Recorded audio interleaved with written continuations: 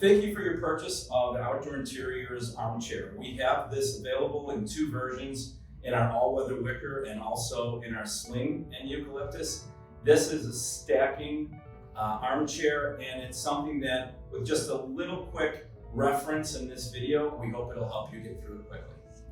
After opening your contents of the box, we highly recommend laying out all the different parts. That way you get a reference for which is your right and left arm, your seat, and your seat back, or your chair back.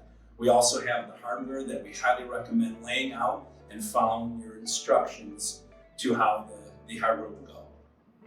So for reference, this larger or taller piece is the back unit, and you can tell the front by the curve up top, and you can also tell the back by the stainless steel hang tag on the back top of the chair.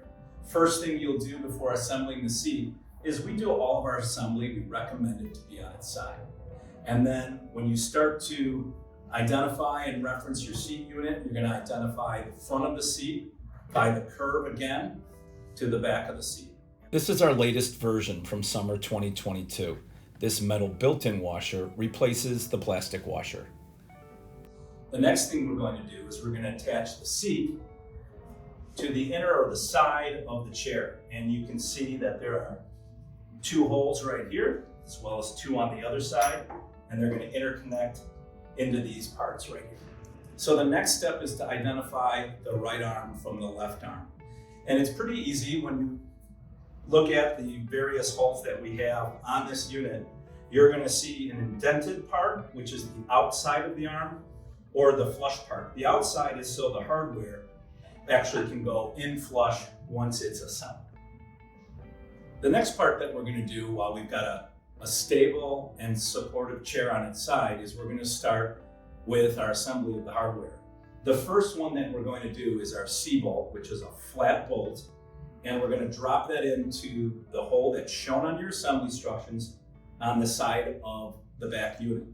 First thing you're going to want to do is put the washer in underneath, and then you're going to find that connection with that hole. So after we get that first bolt in with the washer on the upper part of the arm unit, you're going to set in the next 3 screws. And basically what you want to make certain that you do is you want to make that connection with the hole inside. You don't want to be creating a new hole, and you'll be able to feel it and then give it a little finger tightening right there.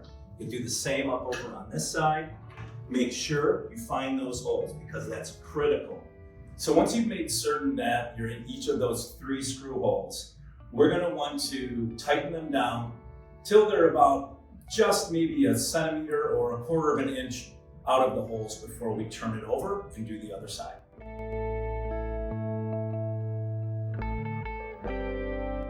So now we're going to flip the chair onto its other side. It's always easier with 2 people, but you can do it with 1. So here we go. Okay, so now we're going to start fastening hardware on the other side. So the first one we're going to start with is up on the arm unit where it meets the back. We want to get that washer in place. We're going to drop that bolt in, and we're going to find that and do some finger tightening. So now we're going to go and we're going to fasten the other 3 screws.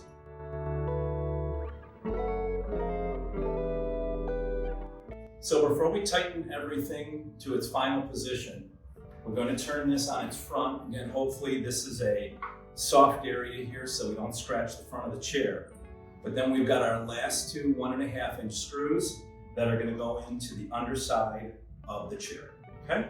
So now I'm going to continue to tighten everything up before our chair is ready for its final use.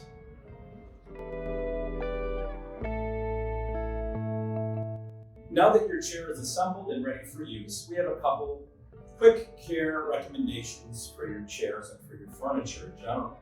Every so often, maybe every 3 to 6 months, check that your hardware is tightened. Keep this Allen key handy. Also, with a finish like this that's been stained, we have an awesome care and maintenance video. So if you're using teak oils or a boiled linseed oil or refined linseed oil, it's a great product to help preserve the finish of your hardwood chairs. Any other questions? Come and see us at outdoorinteriors.com, and we thank you for your purchase. Bye-bye.